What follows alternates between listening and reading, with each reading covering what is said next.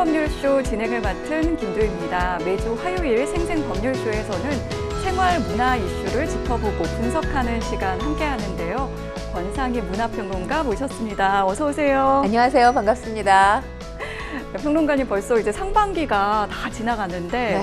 올해 상반기를 돌이켜보면 어떤 이슈가 가장 좀 큰 이슈라고 보시나요? 대중문화 이슈로 조금 폭을 좁혀서 말씀을 드리면 일단 범죄도시 4 2탄, 3탄, 4탄 해마다 지금 1000만 포텐을 터뜨리고 있잖아요. 그러네요. 우리 영화사에 유례가 없었던 일이기 때문에 가장 이 상반기에서 뽑을 만한 최고의 이슈가 아닌가라는 생각이 드는데, 최고의 이슈가 있냐면 최악의 이슈도 당연히 있죠. 네. 하이브와 민희진 대표 간의 진흙탕 싸움 아직 종결이 됐다고 보기는 어려워요. 또 이걸 능가해서 여전히 기억되는 또 최악의 이슈하면 김호중 씨의 음주 뺑소니 사건. 사법부의 판단이 어떻게 나올지가 또 초미의 관심사일 텐데, 사실 그렇게 따지니까 최고의 이슈보다 기억되는 최악의 이슈가 더 컸던 것 같습니다. 하반기에는 최고의 이슈들을 많이 이 시간에 전달해 드릴 수 있었으면 하는 바람 가져봅니다. 네, 저도 같은 바람입니다. 지금 이 방송은 유튜브를 통해서도 실시간으로 함께 방송되고 있습니다. 많은 시청 부탁드리겠고요. 유튜브를 통한 소통의 창구도 활짝 열어두겠습니다. 방송을 보시다가 궁금하신 질문도 올려주시면 저희가 답도 해드리니까요. 많은 참여 부탁드립니다. 여러분은 지금 생생법률쇼와 함께하고 계십니다.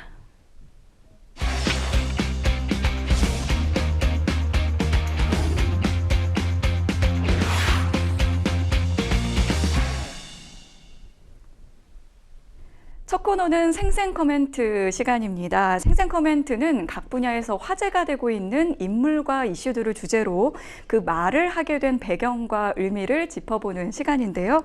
매주 화요일에는 생활 문화 분야에서 나온 날렵한 코멘트 분석해보고 있습니다. 자, 첫 번째 생생 코멘트 누구의 어떤 말인지 함께 만나보시죠. 니네 얼마 버냐? 와우, 이게 굉장히 자신감이 넘치는 발언인데요. 여행 유튜버 곽튜브가 학창시절에 자신을 괴롭혔던 동창들에게 시원한 한방을 날려서 화제가 되고 있습니다. 저도 이런 말 좀 해보고 싶은데요. 너네 얼마 버냐?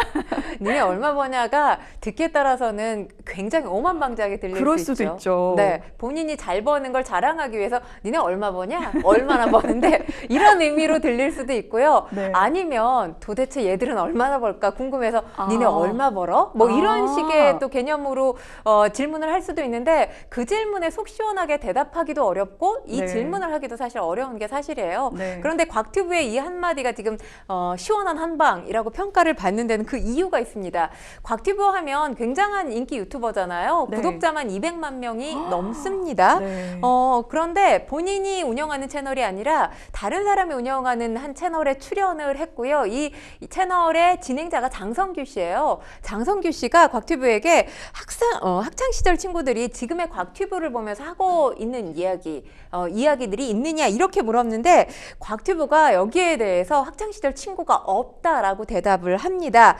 여기에 장성규 씨가 그때 괴롭혔던 친구들에게 영상 메시지 한마디 하라고 이제 요청을 하는데, 잠깐 머뭇거렸던 곽튜브가 바로 니네 얼마범 이렇게 강력한 한 방을 날리게 됩니다. 이에 장성규 씨, 오 세다 감탄을 하게 되는데요. 세네요. 사실 이 말에는 상당히 많은 의미들이 함축되어 있는 것 같습니다. 네, 앞서 이제 곽튜브가 과거 자신의 채널과 또 TV 프로그램에서 학창 시절에 학교 폭력을 당했었다 이렇게 또 고백을 해서 눈물을 흘리는 그 모습이 좀 마음이 좀 짠했는데 어떻게 보셨나요? 일단 사실 곽튜브가 학창 시절을 계속 이어나갈 수 없었던 게 이 왕따에 의한 학교 폭력 때문이었잖아요.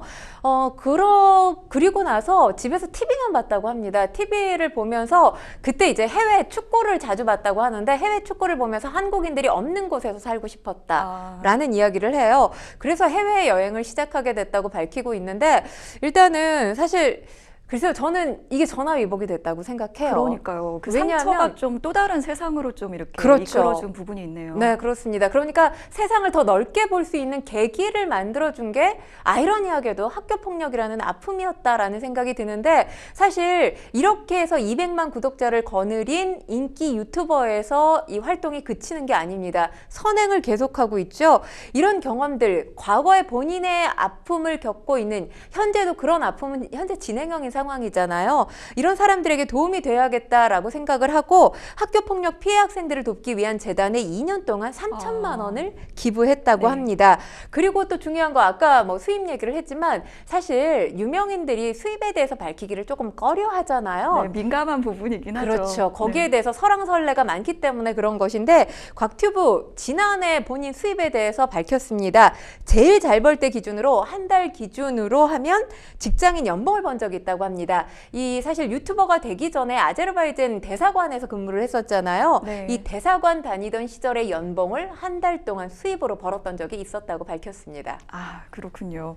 뭐 여러 가지로 참 대단하다는 생각이 좀 드는데, 그 지켜보고 있는 또 응원하고 있는 누리꾼들에게도 많은 울림을 주고 있다고 합니다. 인기가 있는 이유가 좀 있다고 보여지는데요. 그러니까 사실 일단은 상당히 아픈 시기, 아픈 시간을 겪었음에도 불구하고 거기에 주저앉는 게 아니라 뭔가 새로운 삶을 개척했다는 것에 대해서 저는 상당히 높게 평가를 하고 싶고요. 앞서 설명을 드렸지만 자기 자신이 돈을 많이 버는 데서 그치지 않고 그걸 자신과 똑같은 아픔을 현재 겪고 있는 사람들을 위해서 기부에 앞장서고 있다는 것 자체가 뭐 사랑을 받을 수밖에 없는 이유가 아닌가라는 생각이 듭니다. 그래서 최근에 지난 봄에 이런 조사를 했다고 해요. 한국인이 가장 좋아하는 유튜버와 관련된 조사를 했는데 1위에는 뭐 먹방 유튜버로 아주 유명한 사람이죠. 쯔양이 뽑혔고요. 2위에는 곽튜브가 이름을 올렸습니다. 네, 요즘에는 이제 유튜버들도 좀 닮고 싶은 사람들이 더욱더 인기를 얻고 있어서 좀 그 모습이 좀 좋아 보이기도 하고요. 사실 가장 멋진 복수는 본인이 행복하게 사는 그 모습 그대로가 아닌가, 그런 생각이 들기도 합니다. 자, 저희는 계속해서 두 번째 생생 코멘트 만나보도록 하겠습니다. 내가 제일 이상적. 오, 이번에도 좀 엄청난 자신감의 소유자인 것 같은데요. TV 예능 프로그램 나 혼자 산다에 출연 중인 배우 구성환 씨의 인기가 심상치 않습니다. 자신의 삶을 아주 긍정적으로 꾸려가는 모습이 또 호평을 받고 있다고요? 사실 내가 제일 이상적이라는 말을 들으니까 과거에 2NE1은 내가 제일 잘 나가. 참 그 네. 노래를 제가 좋아하기도 네, 했고 저도 좋아하는 노래. 난 도대체 언제 저런 노래를 내 현실화 시킬 수 있을까 이런 생각을 많이 했는데, 그보다 한 차원 높은 발언이 지금 나왔다고 생각을 하거든요.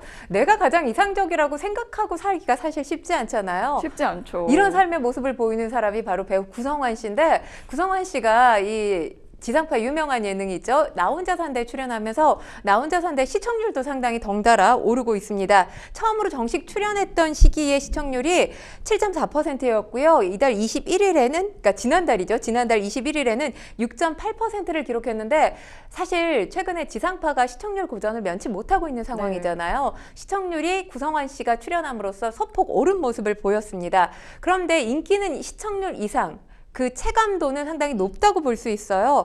구성환 씨가 이 출연한다, 이 예고편이 유튜브에 뜨잖아요. 네. 그러면 조회수가 아주 짧은 시간에 금방 올라갑니다. 그래서 저도 클릭을 해서 보게 되거든요. 그렇기 때문에 사실 아직 시기적으로는 이제 하반기가 시작된 시점이어서 뭐 이 12월에 시상식이 진행되잖아요. 연예대상에 대해서 논하기는 어려운 시기이기는 합니다만 벌써부터 MBC 연예대상 신인상 유력한 후보로 거론이 되고 있는 그런 상황입니다. 그러니까 배우 구성환 씨가 예능 치트키로 떠올랐다라고 말씀을 드릴 수가 있는데, 보신 분들은 아시겠지만 사실 구성환 씨가 보여주고 있는 1인 가구의 삶이 특별하진 않아요. 네. 그러니까 전통시장 가서 장을 보는데 장도 사실 1인 가구가 아니라 4인 가구가 먹을 만큼의 장을 봅니다. 그리고 집에서 요리를 하는 것도 사실 1인 가구의 혼밥용으로는 상당히 많은 분량을 만들어요. 근데 네. 요리도 상당히 잘하고요. 또 운동도 열심히 하고 자기 관리도 열심히 해요. 얼굴에 팩도 열심히 붙이고 네. 선크림도 아주 거의 얼굴이 하얄 정도로 많이 바르는데, 그런 모습들에서 굉장히 미소 짓게 하는 부분이 분명히 있고요. 그리고 이런 모습들 밥을 먹으면서도 너무 행복해하고요. 또 구성환 씨가 키우는 강아지가 있습니다. 반려견이 있는데 꽃분이라고 해서 요즘에 인기가 덩달아 같이 오르면서 화보 촬영에 나선 모습을 보이기도 했거든요. 꽃분이와 함께 산책 나서는 모습, 모든 것에 구성환 씨 얼굴 표정을 보면 상당히 행복한 사람이구나, 이런 걸 느낄 수가 있어요. 그러니까 우리가 소소한 행복을 꿈꾸지만 소소한 것들에 대해서 감사를 하거나 정말 진정으로 행복을 느끼지 못하는 경우가 많거든요. 구성환 씨의 이런 모습을 보면서 시청자들이 대리만족을 하는 게 아닐까라는 생각을 합니다. 네, 저도 이제 좀 찾아보니까 그 꽃분이를 그 정말 알뜰살뜰 그 챙기는 모습이 참 좋아 보였는데, 사실 배우 구성환 씨에 대해서 좀 모르시는 분들이 아직도 있을 수도 있고, 그 구성환 씨는 정말 시청자들이 만들어준 그런 출연자다, 이런 평가가 나오더라고요. 구성환 씨 입장으로는 이보다 더 행복한 칭찬이 없을 것 같다라는 생각이 드는데요. 구성환 씨가 사실 벌써 연기 경력 20년 차 배우입니다. 네. 단역부터 조연까지 넘나들면서 여러 작품, 여러 드라마, 영화에 출연을 했지만 사실 연기적으로 시청자나 관객에게 눈도장을 찍지는 못했던 배우예요. 네. 그런데 아이러니하게도 연기가 아닌 예능 프로그램을 통해서 이름 석자와 얼굴, 본인의 존재감을 지금 각인시키고 있는 그런 상황인데요. 지금 시청자들의 반응이 만들어준 출연자 라는 목소리는 지금 나 혼자 산다를 연출하고 있는 PD에게서 나온 발언입니다. 일단 처음에 이 구성환 씨가 나 혼자 산다에 등장했을 때 본인이 단독으로 등장을 했던 게 아니고요. 배우 이조승 씨가 주인공인 에피소드에 이웃사촌으로 출연을 했습니다. 두 사람이 형동생 하면서 상당히 친한 사이거든요. 그러니까 말 그대로 조연으로 등장을 한 거예요. 그런데 이 구성환 씨의 출연 분량을 본 많은 시청자들이 이 구성환 씨에 대해서 궁금증을 갖게 됐고요. 그리고 출연 요청하는 댓글들이 상당히 많이 달렸었다고 해요. 진짜 잠깐 나왔을 텐데 그렇죠. 그 모습을 보고도 내가 이 사람을 더 알고 싶어요, 이런 요청이 왔다는 거잖아요. 그렇죠. 그러니까 그 짧은 순간의 출연이었지만 거기에서 구성환 씨가 본인의 존재감을 확실하게 각인시켜준 부분이 분명히 있다라고 생각이 듭니다. 그래서 이 담당 PD가 시청자들이 구성환 씨의 출연을 기다리고 있다는 느낌을 받았다고 하고요. 단독으로 출연을 시켰는데 그 첫 회가 포텐이 터진 겁니다. 그렇기 때문에 시청자들의 반응이 만들어준 출연자다, 이렇게 표현을 하기도 했는데요. 구성환 씨의 하루를 보면 힐링된다는 반응을 나타내고 있는 시청자들이 참 많다고 해요. 그래서 구성환 씨 앞으로도 나 혼자 산다에서 모습을 좀 더 볼 수 있지 않을까 하는 기대감을 갖게 합니다. 네, 정말 그 이제 솔직하고 좀 인간적인 모습을 보여줘서 굉장히 이제 좀 화제가 되고 있는 것 같은데, 당대 톱스타들도 지금 뭐 꺾은 뭐 그런 조사가 있다고요? 네, 그렇습니다. 지난 25일에 발표된 K콘텐츠 한 분석기관의 조사에 따르면 이 배우 구성환 씨 지난 17일부터 23일 동안 방송된 TV, OTT, 비드라마 출연진을 통틀어서 화제성 1위를 차지했습니다. 그런데 구성환 씨가 1위 이후에 이 지금 순위를 기록하고 있는 2위, 3위가 대단한 분들인데요. 네, 대단합니다. 이효리 씨, 박보검 씨, 카리나 씨, 톱스타들을 제친 뭐 엄청난 기록이라고 할 수 있습니다. 그러니까 지금 뭐 최근작이라고 한다면 디즈니 플러스의 삼식이 삼촌에서 건달역으로 출연을 했었거든요. 네. 구성환 씨를 언뜻 보면 약간 험악한 외모처럼 보여요. 하지만 실질적으로 1인 가구의 삶을 보여줬을 때 모습은 이 험악한 외모와는 다르게 이 내숭 없고 감성 가득한 40대 아저씨의 모습을 보였는데, 이게 지금 시청자들로부터 뜨거운 반응을 얻고 있는 겁니다. 네, 하반기에는 더욱더 좀 기대가 되는데요. 앞으로도 꽃길 계속 될까요? 이제 꽃길을 밟기 시작했다고 말씀을 드릴 수 있을 거예요. 인기 척도라는 게 광고 모델로 기용이 되느냐 그렇지 않느냐잖아요. 네. 벌써 이 치킨 업체의 광고 모델로 계약을 맺은 것으로 알려졌고요. 그리고 소속사에 따르면 CF가 이 외에도 상당히 많이 들어오고 있고, 탑스타들이 그런 얘기 많이 하잖아요. 차기작 검토 중이다. 차기작을 논의하고 있다고 합니다. 네. 네. 정말 멋지다고 해야 될까요? 구성환 씨가 그동안 이제 주목받지 못한 만큼 더 큰 주목, 더 큰 화제성을 이제 가져가셨으면 하는 생각이 들고요. 요즘에 이제 워낙 화려하고 자극적인 컨텐츠가 많은데, 그래서 오히려 더 진솔한 모습을 보여주는 이런 분들이 더 매력적으로 다가오는 것 같습니다. 자, 계속해서 저희 또 세 번째 생생 코멘트로 넘어가 보겠습니다. 네, 선처 없다. 이번엔 굉장히 좀 단호한 의지가 느껴지는 멘트인데요. 공연 예술가죠. 파핀 현준이 악성 루머를 유포한 유튜버를 상대로 대응에 나섰다고 하는데요. 네, 자세한 이야기 살펴보겠습니다. 네, 파핀 현준, 이 악성 루머를 담은 영상을 제작한 유튜버를 상대로 해서 경찰에 허위사실 유포 및 명예훼손 혐의로 고소했습니다. 파핀 현준 본인의 SNS에 고소장 사진을 올렸어요. 그리고 이런 글을 남겼는데요. 가짜뉴스를 때문에 본인뿐만 아니라 가족과 지인들, 팬들까지 스트레스를 받고 있다고 하면서 게시물과 댓글을 통한 허위사실 유포 및 명예훼손이 심각해서 법적 조치에 나서게 됐다고 밝혔습니다. 그러면서 선처는 없다. 범죄자들이 합당한 처벌을 받고 다시는 본인과 같은 피해자가 생기지 않길 바란다 라고 덧붙이기도 했는데요. 앞서 유튜브에서 이 파핀 현준이 아내 박예리 씨와 이혼을 했고 그의 제자와 불륜을 저질렀다는 루머가 퍼졌습니다. 파핀 현준 자신의 SNS에 해당 유튜브 영상을 캡처했고요. 악의적 비방으로 인한 피해를 호소한 바 있습니다. 네, 정말 이렇게 근거 없는 악성 루머가 굉장히 좀 많은 고통을 좀 가져올 것 같은데 가족들과 지인들이 상당히 정신적으로 스트레스를 받았다고 합니다. 그러니까 도대체 이런 내용을 어디에서 어떻게 만드는지 참 놀랍기도 하고 좀 화가 나는 부분입니다. 저희가 사이버레카에 대해서 한번 진단한 적이 있지만 사실 네. 유명인을 먹잇감으로 삼죠. 왜냐하면 유명인과 관련된 자극적인 소식은 이 대중들의 호기심을 자극해요. 근데 네. 그게 돈벌이가 되지 않습니까? 그러니까 악마의 짜깁기를 통해서 근거 없는 스토리를 만들어서 이 돈벌이에 나서는 사람들, 바로 사이버레카라고 하는 건데요. 이 사람들이 이제 취재를 한다라고 해요. 근데 그 취재라는 것 자체가 이 대중들로 하여금 뭔가 신뢰감을 얻기 위한 장치일 뿐입니다. 실제로 취재에 나서는 경우는 극히 드물다고 하죠. 대부분의 경우 이제 인터넷이나 SNS를 통해서 떠돌아다니는 카더라식의 이야기들 있지 않습니까? 그걸 사실인 것처럼 여러 가지 양념을 쳐서 포장을 해냅니다. 그것이 이제 자극적인 제목, 썸네일로 둔갑을 해서 클릭하게 유도를 하는 거죠. 한마디로 사이버블링의 달인들이라고 볼 수 있는 건데 이 유튜브의 이용자들의 호기심을 발동을 해서 클릭 장사에 성공했을 경우 이와 같은 유사 컨텐츠들이 여러 가지 버전으로 또 등장을 하게 되는 겁니다. 관련 이슈들이 그러니까 더 빠르게 그리고 더 자극적으로 증폭되고 반복되면서 재생산되는 악순환을 거치게 되는 겁니다. 네, 과거에는 사실 이런 그 루머에 휘말리는 것만으로도 좀 걱정을 좀 많이 해서 이게 쉬쉬하거나 이런 경우도 있었지만 요즘에는 이제 연예인들이 적극적으로 자신의 입장을 좀 표현하기도 하고 또 강경 대응을 좀 하는 경우가 많은 것 같은데요. 그런데도 이렇게 사이버 레카들 계속해서 활개치는 이유는 뭘까요? 일단 지금 뭐 BTS의 소속사 빅히트 뮤직 같은 경우도 2022년에 고소한 뒤에 수사가 중지됐던 유튜브 채널에 대해서 다시 수사가 시작됐다 이렇게 알리고 나섰습니다. 사이버 레카 채널에 대해서 변호사님 말씀하셨지만 강경 대응 방침으로 선회한 이 연예인들 또는 소속사들이 상당히 늘어났는데 하지만 이 여성 아이돌을 계속해서 모욕 영상을 올리면서 이 유튜브 채널을 운영했던 채널 운영자 기소를 한 것 자체가 대검찰청의 우수수사 사례에 뽑힐 정도로 이 처벌에 이르는 과정이 사실 녹록치만은 않습니다.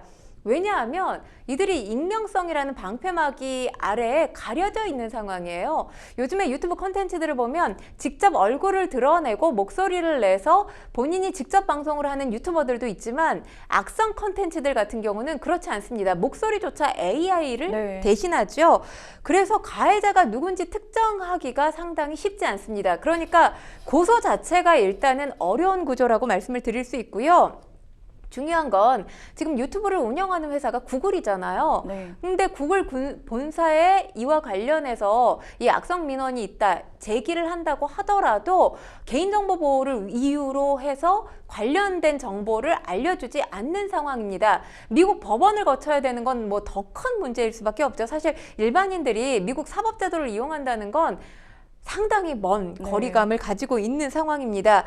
그러니까 유튜브가 관련 유튜버, 사이버 레카의 정보를 알려주지 않기 때문에 이게 소송 자체가 막혀 있다 이렇게 볼 수 있는 거예요. 그러니까 이 사이버 레카들은 법의 사각지대 그리고 익명성이 그들을 보호해주는 보호장치가 되고 있는 겁니다. 현재로서는. 네. 사실 이 내용을 저희가 몇 번을 다뤘잖아요. 그런데 굉장히 안타까운 거는 이렇게 좀 수사가 어렵다고 저희가 얘기를 하는 게 오히려 이런 사이버 레카들이 이런 걸 보고 그래 쉽지 않아 이러면서 오히려 더 안심하지 않을까 이런 생각이 들기도 하고요. 이 사이버 레카들 좀 강력하게 제재할 수 있는 좀 방안을 좀 정말 강력하게 저희가 좀 준비를 하는 모습을 좀 보여줬으면 좋겠다 이런 생각도 좀 들거든요. 그렇습니다. 지금 사실 사회 문제라는 여론이 들끓고 있는데도 불구하고 관련 법안들이 지금 잠자고 있는 상황이거든요.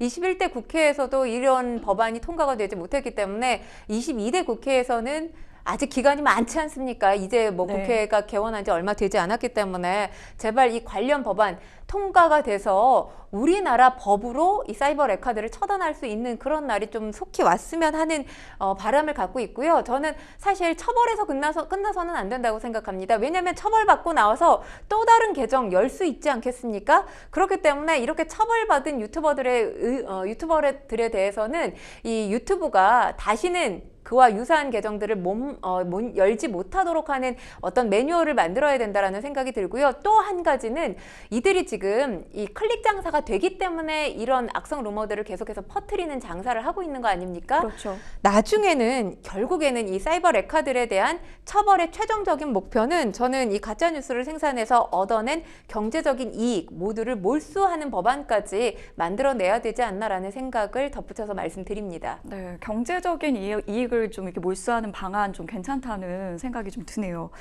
자, 저희는 이렇게 지금까지 생생 코멘트 만나봤고요. 잠시 후에 뉴스픽스로 다시 돌아오겠습니다. 여러분은 지금 생생 법률쇼와 함께하고 계십니다.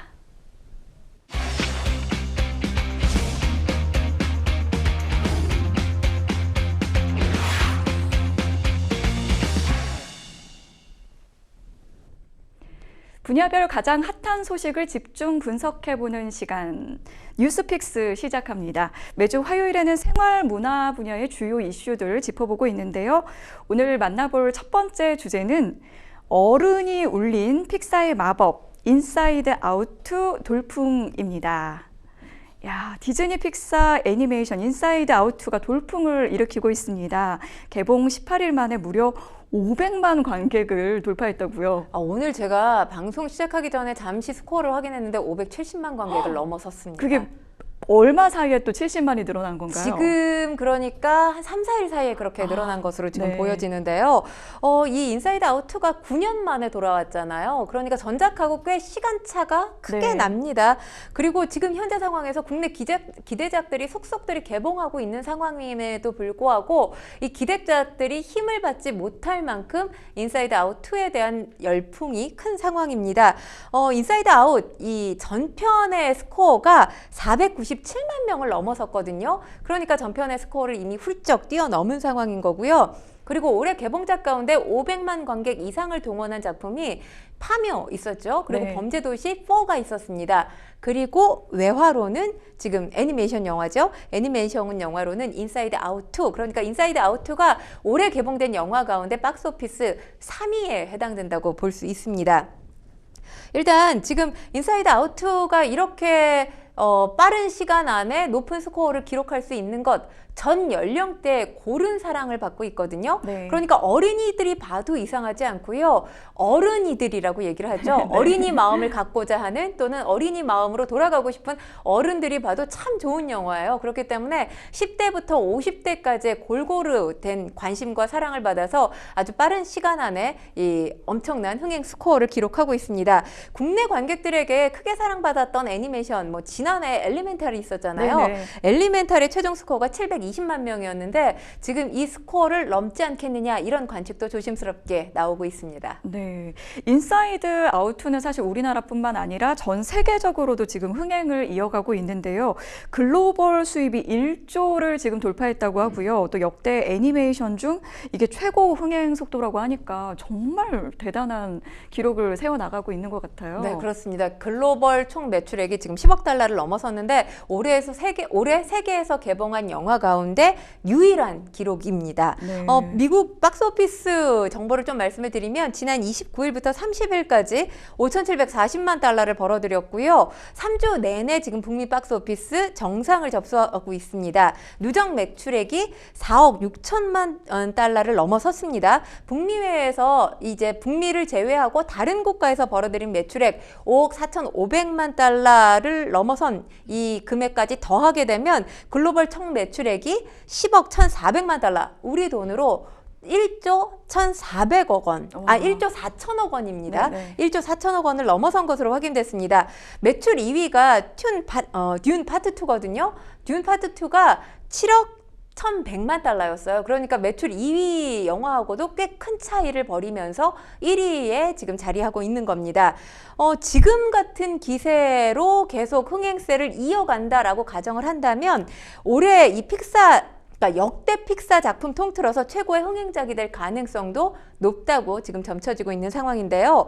픽사가 선보여온 역대 애니메이션 총 28편이거든요. 네. 이 가운데서 총 매출 10억 달러를 넘긴 작품이 인사이드 아웃 2를 포함해서 5개의 작품입니다. 9년 전 개봉했던 이 전작 같은 경우는 8억 5,880만 달러를 벌어들였는데 지금 워낙 흥행 속도, 흥행세가 가파르다 보니까 이 역대 애니메이션 영화 흥행 1위를 기록한 영화가 바로 겨울왕국 2였어요. 네. 이게 14억 5,368만 달러였는데 우리 돈으로는 2조가 넘는 금액입니다. 이 스코어까지 넘어설 수 있지 않겠느냐라는 가능성까지 지금 제기되고 있습니다. 인사이드 아웃가 이 10억 달러 클럽에 합류한 11편의 애니메이션 영화들 가운데서 지금 현재로서는 가장 빠른 흥행세를 보이고 있기 때문에 이런 전망도 조심스럽게 나오고 있는 상황인데요. 그러다 보니까 인사이드 아웃 2를 보신 분들 3편 기대가 되실 거예요. 그래서 관련해서 지금 한국 제작진 가운데 이 영화에 참여한 이 애니메이터들의 인터뷰가 진행됐던 적이 있습니다. 아직 계획이 없다고 밝히기는 했는데 1편과 2편이 9년이라는 간극이 있었잖아요. 만약에 3편이 나온다면 9년까지는 걸리지 않을 것 같다. 라고 전망을 하면서 3편의 예상 시나리오 얼마든지 예상해 봄직하지 않겠습니까? 이제 라일리가 대학에 가거나 청년 시기를 겪으면서 또 다른 감정들과 만나는 그런 모습들이 그려질 가능성이 큰데 이 부분에 대한 관객들의 기대감도 높아지고 있는 상황입니다. 네. 평론가님은 혹시 보셨나요? 봤어요. 네. 저는 이번 주에 지금 보러 갈까 하고 있는데 먼저 이제 본 분들은 좀 눈물을 많이 흘렸다 이런 얘기를 하더라고요. 그러니까 1편의 주된 감정이 슬픔이에요. 슬픔의 효용성에 대해서 다루고 있다면 2편이 되면서 1편의 라일리는 어린이의 라일리입니다. 그런데 2편의 라일리는 사춘기의 라일리예요. 그러면서 어린이 때 감정보다 사춘기 때 감정이 더욱더 복잡다단하잖아요. 네네. 감정을 의인화한 캐릭터가 상당히 눈에 띄는 작품인데 여러 가지 감정들 가운데 불안이 2편의 주인공격 감정이라고 볼 수 있습니다. 사실 사춘기 시기의 불안감이라는 건 영화를 통해서 저렇구나가 아니라 이미 경험한 사람들은 공감할 수밖에 없거든요. 네. 이 나의 그러니까 내가 경험했던 것들을 라일리를 통해서 다시 한번 회상해 볼 수 있는 그런 재미가 있습니다. 그리고 이 사춘기를 라일리가 겪어가면서 성장통을 겪으면서 자아를 찾는 모습을 보고 감동했다고 해서 이제 눈물을 보이시는 관객들도 있는데요. 전작보다 훨씬 캐릭터가 다채로워졌고요. 그리고 사춘기 소녀 라일리의 나의 과거 시절의 모습을 투영시킬 수 있기 때문에 공감대가 높아서 이 영화가 상당히 많은 관객들에게 사랑을 받고 있는 겁니다. 네, 보면서 뭐 이불킥을 했다, 뭐 그때 그 장면이 나도 떠올랐다 이런 그렇죠. 그 댓글도 많더라고요. 사실 저희 때만 해도 사춘기라고 해서 뭔가 불안이나 화가 난다거나 이런 것들을 부모님들한테 그대로 노출할 수가 없었던 네. 시기이기는 했어요. 근데 그만큼 밖으로 노출할 수 없다 보니까 내적인 불안감이라든지 내적인 분노가 굉장히 컸던 시절도 있었는데 그런 시절들이 떠올라서 이 영화를 보면서 웃음 짓기도 하고 또 그때의 내 모습과 불안이라는 감정이 사실 그 시기에서 끝나는 감정이 아니잖아요. 그렇죠. 지금의 나의 또 다른 불안이 있기 때문에 현재의 나도 투영 가능한 영화가 인사이드 아웃 2가 아닌가 싶습니다. 네, 실제로 이제 심리 전문가들이 정신적으로 좀 불안한 이들한테도 상당한 좀 치유 효과를 줄 수 있다 이런 이야기를 했는데요. 어떻게 보면 이제 한국이 워낙 이제 경쟁 사회고 또 그 안에서 이제 불안감을 느끼고 살아가는 이들이 많다 보니까 더욱더 공감을 한 게 아닌가 싶기도 해요. 그렇기 때문에 사회적인 현상, 사회적인 배경과 연관지어서 이 영화를 또 해석하는 사람들이 있기는 합니다. 물론 우리나라 사회가 워낙 경쟁을 유도하는 그런 네. 사회잖아요. 근데 경쟁이라는 것 자체는 누군가를 이겨야 하고 이기는 걸 계속 유지하려다 보면 이기고 나서도 불안감은 계속되지 않습니까? 네, 지치기도 하고. 그렇죠. 네. 그렇기 때문에 이 불안이라는 심리와 우리 한국인들이 맞닥뜨려진 거 아니냐 이런 분석이 나오기도 하는데 뭐 이 분석도 저는 일리가 있지만 지금 이 영화가 인기가 있는 게 우리나라에서만 인기가 있는 게 아니라 전 세계적으로 인기가 있잖아요. 그렇기 때문에 불안이라는 심리 자체가 한국인들의 특수한 상황이 아니라 전 세계인들 보편타당하게 그 시기를 지나오면서 늘 가질 수 있는 그런 내용들을 담고 있기 때문에 세계적으로 이렇게 많은 사랑을 받고 있는 게 아닌가라는 생각을 해봅니다. 사실 영화가 이렇게 전 세계인으로부터 사랑을 받는다는 건 굉장히 그 드문 케이스잖아요. 그렇죠. 쉽지 않죠. 왜냐하면 그게 같은 공감대를 형성한다는 게 어려운 게 서로 다른 각기의 문화권에서 생활을 배경도 하잖아요. 다르고. 네, 그러다 보면 사고방식이 다르기 때문에 어떤 장면들을 봤을 때 어떤 내용의 작품을 봤을 때 공감도가 같아지기가 어려운데 그만큼 이 픽사가 굉장히 감정을 의인화시켜서 영화를 잘 구현해냈다라는 걸 입증한 거라고 볼 수 있겠습니다. 네, 아직 영화를 안 본 저 같은 사람들을 위해서 좀 어떻게 하면 좀 잘 즐길 수 있을지 좀 팁을 주신다면요. 일단은 이게 전작이 있고 지금 이번 짝이 후속작이잖아요. 네. 그렇기 때문에 전작을 안 봤는데 전작까지 봐야 돼요? 이런 분들이 계실 거예요. 후속작만 봐도 충분히 즐겁게 보실 수가 있는 영화예요. 하지만 만약에 시간이 남는다면 전작을 꼭 먼저 보시고 후속작 보셨으면 좋겠어요. 왜냐하면 이게 라일리의 어떻게 보면 지금 사춘기까지의 이 성장 서사를 그리고 있거든요. 네. 그래서 어렸을 때부터 지금 사춘기에 이른 라일리의 모습을 보는 것도 영화를 이해하는 데 저는 도움이 될 거라는 생각이 들고 지금 캐릭터가 더 많아져서 머리가 복잡해요. 이런 분들도 계세요. 근데 네. 어렸을 때의 어떤 감정에 대한 캐릭터들이 많지 않은 이유 우리가 더 잘 알지 않습니까? 어릴 때의 삶은 단순해요. 그래서 이 많아진 캐릭터들을 이해하는데도 전편을 보시면 좀 더 이해가 쉽다라는 부분 말씀을 드리겠습니다. 네, 뭐 9년의 또 시간이 있으니까 한번 전편을 보고 가서 관람을 하도록 하겠습니다. 네, 저희는 이제 다음 또 뉴스픽스 두 번째 주제로 넘어가 보겠습니다. 뉴스픽스 두 번째 주제는 K-팝 최단기간 도쿄돔 입성, 일본도 뉴진스 신드롬입니다. 야, 뉴진스 정말 대단하다는 생각밖에 안 듭니다. 이게 지난달에 26일과 27일 일본 도쿄돔에서 열린 팬미팅을 아주 성공적으로 마쳤다고 하는데요. 네. 어떻게 보셨나요? 일단 뭐 일찌감치 전회차 티켓이 매진됐다고 하는데 그 관객석이 이틀 동안 9만 1,000석이라고 하잖아요. 이 도쿄돔 자체가 되게 의미가 있다고 하더라고요. 왜냐하면 이 도쿄돔에 서는 것 자체가 이미 슈퍼스타로 인정을 받아야만 설 수 있는 무대예요. 네. 상징성을 가지고 있는 무대입니다. 예를 들자면 지난 2월에 이 뭐 세계적인 팝 가수죠. 테일러 스위프트가 섰던 네. 무대입니다. 그런데 중요한 건 지금 뉴진스가 데뷔한 지 2년이 안 됐어요. 1년 11개월 만에 도쿄돔 무대에 선 거고 콘서트를 위해서 이 무대에 선 것도 아니고 팬미팅 공연 때문에 네. 이 무대에 선 겁니다.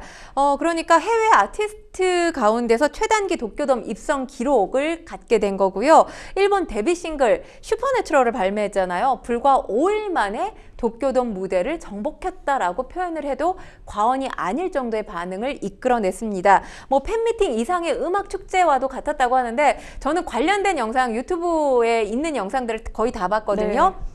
와, 반응이 대단합니다. 그리고 떼창이 우리 한국 콘서트 문화에만 있는 줄 알았는데 한국 관객들에게만 있는 게 아니었어요. 네. 일본 관객들도 정말 뉴진스의 곡들 열심히 떼창하더라고요. 그리고 이런 모습들에 감탄한 이 뉴진스 멤버들이 눈물을 흘리는 모습도 보였는데 일단 독특했던 것, 뭐 독특한 게 아니라 어쩌면 당연한 거지만 지금 사실 아이돌 그룹 중에 가창력 논란을 빚고 있는 아이돌 그룹들이 꽤 있어요. 네. 그런데 지금 그날 보였던 뉴진스의 무대는 다 라이브 무대였습니다. 그런데 이 무대가 상당히 안정적이라는 평가를 받고 있고요. 또 하나 중요한 건 아무래도 일본에서 이전에 활동을 한 것이 아니고 이번에 활동을 시작하기 때문에 일본어가 서툴 수도 있는데 영어, 일어, 그리고 네. 우리나라 말을 자유자재로 구사를 합니다. 그래서 통역 없는 무대를 2시간 반 동안 이끌어간 것도 굉장히 독특한 포인트 지점이라고 볼 수 있습니다. 일본 도쿄돔 일대 뉴진스 세상이었다라고 해도 과언이 아닐 정도였는데요. 시부야의 이 슈퍼내추럴 팝업 스토어 오픈 전부터 대기자만 600명을 넘어섰고요. 네. 요요기 공원을 넘어서까지 이 줄이 계속 이어졌다고 합니다. 그리고 이 공연이 마치고 난 다음에 도쿄돔 인근의 술집, 식당 이 한 곳 걸러 한 곳에서 뉴진스의 노래가 나왔다고 합니다. 그러니까 현지에서 가장 주목받고 있는 아티스트, 해외 아티스트 뉴진스임이 분명해 보입니다. 갑자기 좀 가슴이 좀 뜨거워지는 부분이 저희도 있는 것 같은데 또 팬미팅에서 하이라이트였던 부분은 바로 멤버들의 솔로 무대였습니다. 특히 이제 이 한이가 부른 마츠다 세이코의 푸른 산호초가 또 굉장히 큰 화제를 불러일으켰는데요. 이 마츠다 세이코가 그 일본인들에게는 굉장히 이제 그 아이돌의 그 전형적인 모습이기도 하고 이런 식으로 표현을 했더라고요. 단 3분으로 40년 전에 일본으로 이렇게 돌아가게 만들었다. 네, 그렇습니다. 이 푸른 산호초 하면 사실 전설적인 아이돌 마츠다 세이코가 1980년에 부른 노래예요. 그러니까 일본의 장년층에게는 상당히 향수에 젖은 그런 노래라고 할 수 있는데 이 1980년이 어떤 시기냐면 거품 경제로 일본 경제가 굉장히 호황이었던 시기였습니다. 그러니까 좋은 시기를 떠올릴 수 있는 그런 곡이라고 할 수 있습니다. 그렇기 때문에 지금 또 뉴진스의 스타일이 복고주의를 내세우지 않았습니까? 이 복고주의와 어울리면서 이 무대가 지금까지도 지금 폭발적인 반응을 계속해서 이끌어내고 있는데 이 노래가 영화 러브레터의 남자 주인공이 이제 흥얼거리는 노래로 삽입되면서 한국인들도 익숙히 알고 있는 그런 노래예요. 민희진 대표가 직접 연출을 해서 이 곡을 부르기로 했다고 합니다. 일단 지금 이 관련 영상들마다 관객들이 찍어 올린 영상들이 꽤 있거든요. 네. 수백만 회를 기록하고 있습니다. 이 곡에 대한 관심이 커지면서 이 노래를 부른 한이 6일이죠. 6일 니온TV 생방송 음악 프로그램에 출연해서 다시 부를 예정이라고 합니다. 네. 지금 잠깐 이제 사진이 나왔는데 그 머리 스타일도 비슷하게 이렇게 연출을 했고 네. 의상까지 정말 많은 준비를 했다는 게 좀 느껴졌는데요. 그리고 또 이번 공연은 이제 완전체로서 또 무대를 보여줬다는 게 또 굉장히 또 의미가 있었다고 하더라고요. 네, 그렇습니다. 4월에 이 발등에 미세한 골절이 발견되고 난 다음에 이제 치료에 전념하기 위해서 무대를 중단한 멤버가 있었죠. 바로 혜인이었습니다. 네. 혜인이 이번에 팬미팅 무대에 올랐는데 무대 전체 다 오르진 않았어요. 그러니까 아직까지 완벽하게 나았다라고 보기는 조금 어려운 것 같습니다. 발등 부상이 이제 아직은 있기는 네. 한 거죠. 향후 한 달 동안은 점진적으로 움직임을 늘려나가라 의료진이 그렇게 권고를 했다고 해요. 그래서 이날도 이제 슈퍼내추럴이랑 또 하우스위트 같은 경우는 상당히 좀 안무가 격하지 않습니까? 그렇기 때문에 이 곡에서는 혜인의 모습을 볼 수가 없었습니다. 하지만 공연 막바지에 이를 때쯤에 언니들 고생 많았다라고 하면서 눈물을 왈칵 또 쏟는 혜인의 모습을 발견할 수 있었습니다. 네, 정말 일본 외신들 그 다음 날에 그 신문마다 굉장히 많은 면을 이렇게 차지할 정도로 관심을 받았다고 하는데요. 전설을 만든 여신들이다 이런 극찬까지도 쏟아지고 있는데 그 이유는 뭘까요? 일단 지금 9만 1,000명을 데뷔한 지 1년 11개월밖에 안 된 한국의 걸그룹이 이 객석을 다 채웠다. 라는 것 자체가 정말 기사거리가 되게 충분하지 않나라는 생각이 듭니다. 게다가 지금 뉴진스의 팬층이 10대, 20대가 중심이에요. 네. 하지만 과거에 K-팝에 관심이 없었던 팬층도 유입이 되고 있는 상황이거든요. 그러니까 상당히 이례적인 모습이라고 볼 수 있습니다. 그리고 중요한 건 지금 K-팝이 세계적으로 인기를 끌면서 과거에 일본에서의 한류가 시작된 게 굉장히 오래전부터잖아요. 그러니까 아주 우리가 오래전이지만 기억을 하는 게 바로 겨울연가 배용준 씨에서의 한류예요. 근데 그때 한류의 모습을 보면 보통 40, 50대 중년층 여성이 대부분의 팬들이었거든요. 네네. 근데 팬층 자체가 훨씬 넓어졌다는 부분에 있어서 뉴진스는 주목해 볼 만한 그룹이기 때문에 지금 뭐 유력 매체들도 호평을 쏟아내면서 지면을 할애해서 상당히 많은 부분에 대한 보도를 하고 있는 것이 아닌가 싶습니다. 네, 뉴진스 이제 워낙 뭐 젊은 층에서는 많이 좋아하는데 최근에는 이제 K-팝에 좀 무관심하던 중년 팬까지도 끌어들일 정도로 지금 화제를 모으고 있고 일본에서는 뉴진스 오지상이라는 신조어가 생겼다고요. 그러니까 뉴진스 오지상. 우리말로 하면 뉴진스 아저씨예요. 아. 이걸 줄여서 뉴지오지 이렇게 부르기도 한다고 합니다. 그러니까 사실 K-팝에 있어서는 K-팝 외면층이라고 볼 수도 있죠. K-팝의 이 보수적인 이 팬층, 그러니까 팬층이라고 보기도 어려웠어요. 40, 50대 중년층 아저씨들이었는데 뉴진스에게만은 예외입니다. 왜냐하면 아까도 제가 말씀드렸지만 뉴진스가 지금 표방하고 있는 이 이미지 자체가 복고주의예요. 네. 그러다 보니까 뉴진스의 음악을 들으면 옛날의 기억들이 떠올라서 옛날에 내가 좋아했던 힙합 음악이라든지 외국 팝 음악이 떠올라서 뉴진스 음악을 찾아 듣게 된다는 40대 이 뉴진스 오지상들의 인터뷰 내용도 있었는데요. 일단 상당히 팬층 이 확대 자체가 다른 K-팝 그룹들과는 차별화된 지점이 있다라고 볼 수 있는 거죠. 그러다 보니까 이번에 이 팬미팅 공연에서 40, 50대 관객들도 여럿 관람을 했다고 알려지고 있습니다. 뭐 한국 가수들 관련 상품 판매점, 사실 중년 남성들도 보기가 어려웠는데 가장 보수적이라고 불리는 중년 남성들의 모습도 쉽게 찾을 수가 있다고 합니다. 네.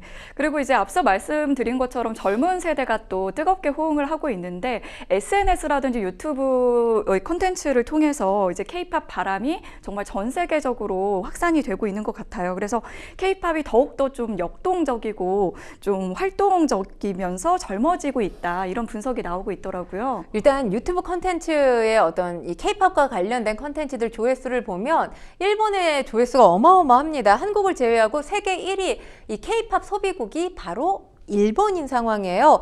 과거에는 이 팬덤이 동방신기 같은 몇몇 남성 그룹에 네. 이제 집중을 했다면 이제는 3세대 그룹의 탄탄한 인지도를 바탕으로 해서 뉴진스와 같은 4세대 그룹들이 대거 인기를 끌면서 젊은 층들이 K-팝 장르 자체를 일상생활에서 즐기는 모습들을 보여주고 있습니다. 일단 중요한 게 지난주에 발표한 일본에서 발표한 데뷔곡 슈퍼내추럴의 가사를 보면 과거에는 일본 현지화에 성공을 하려면 무조건 일본어로 된 노래를 불렀어야 해요. 그런데 이 지금 슈퍼내추럴 같은 경우는 영어와 우리말이 90%를 차지하고요. 네. 일본어는 10% 남짓입니다.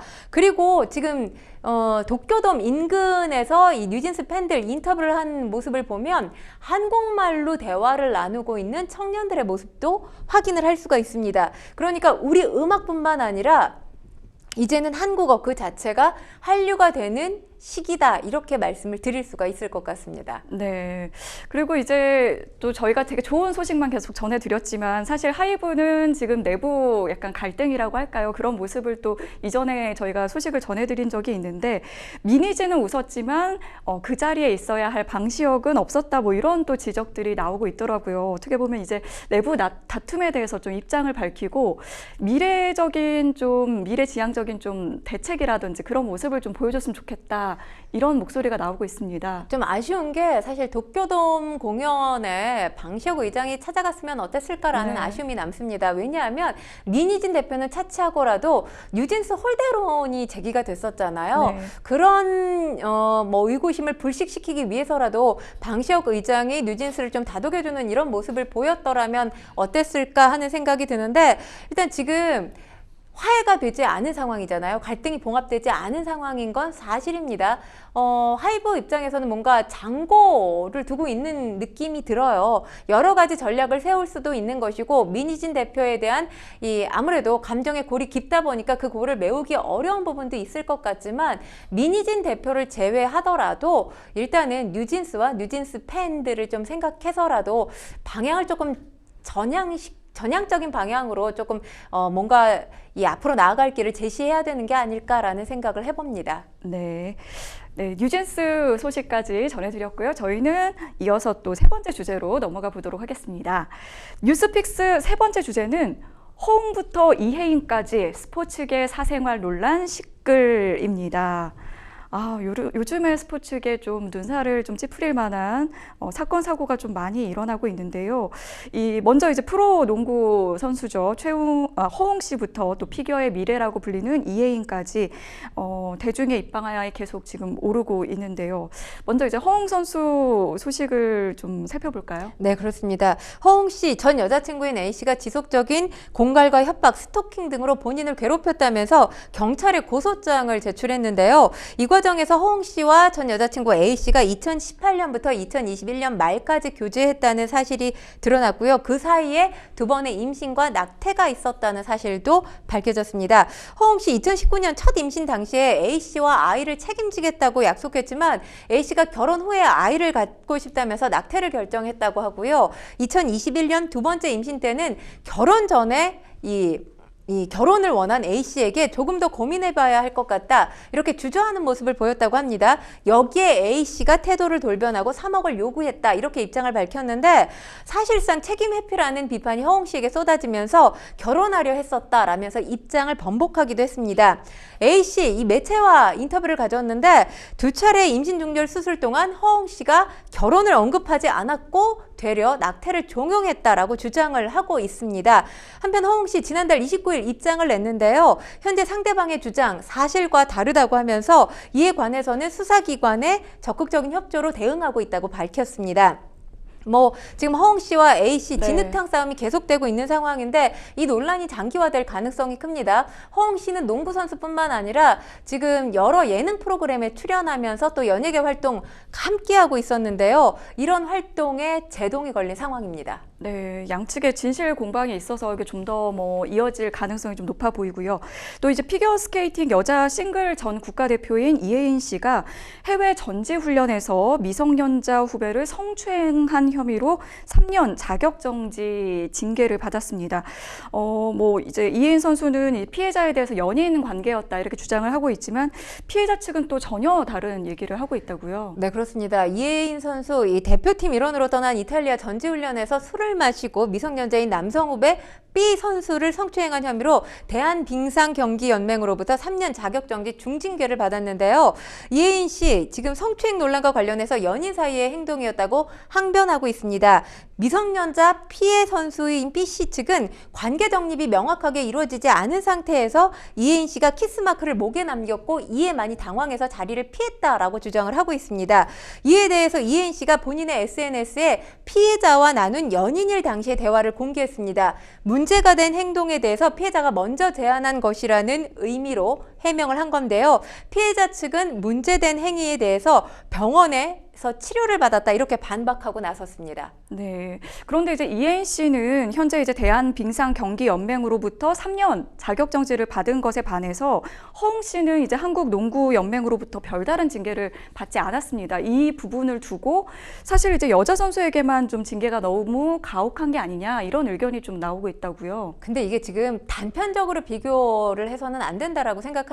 비슷한 시기여서 또 이런 논란이 좀 있는 것 같아요. 비슷한 시기에 논란이 보도되다 보니 한쪽은 남자 선수, 한쪽은 여자 선수고 징계를 받은 건 여자 선수고 남자 선수에게는 여론의 비판은 따르지만 징계는 따르지 않았기 때문에 이렇게 비교해서 네티즌들이 여자 선수에게 너무한 거 아니냐, 이런 지금 목소리를 내고 있는데 일단 이혜인 선수가 지금 논란이 된 건들은 전지훈련 중에 있었단 말이에요. 훈련 중에 발생을 했기 때문에 그래서 자격정지 3년이 저는 좀 과하다라는 생각은 들지만 징계 자체를 피할 수는 없어 보입니다. 하지만 지금 허웅 씨 같은 경우는 2018년부터 2021년 사이에, 그러니까 연인이었을 당시에 발생했던 일을 이제 스토킹까지 처해지면서 본인 고통이 심해져서 고소에 이르게 됐다라는 게 허웅 씨 측의 주장이거든요.